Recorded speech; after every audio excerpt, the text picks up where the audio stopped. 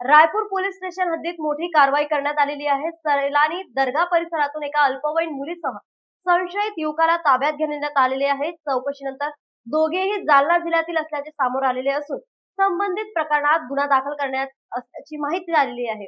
पुढील कारवाईसाठी दोघांना घनसावंगी पोलीस स्टेशनच्या ताब्यात देण्यात आलेले आहे। रायपूर पोलीस स्टेशन हद्दीत सैलानी दर्गा परिसरात 1 मे 2026 रोजी पेट्रोलिंग दरम्यान एक अल्पवयीन मुलगा आणि अल्पवयीन मुलगी संशयास्पद अवस्थेत आढळून आले।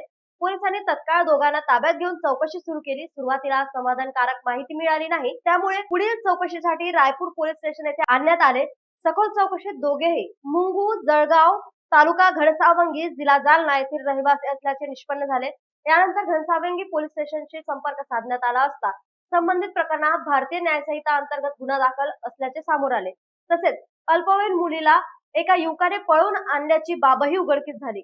घटनेची माहिती तत्काळ दोघेही मुलांच्या पालकांना देण्यात आली। त्यानंतर घनसावंगी पोलिसांचे पथक आणि पालक रायपूर पोलीस स्टेशन येथे दाखल झाले। त्यानंतर दोघांना पुढील कायदेशीर कारवाईसाठी घनसावंगी पोलिसांच्या ताब्यात देण्यात आले।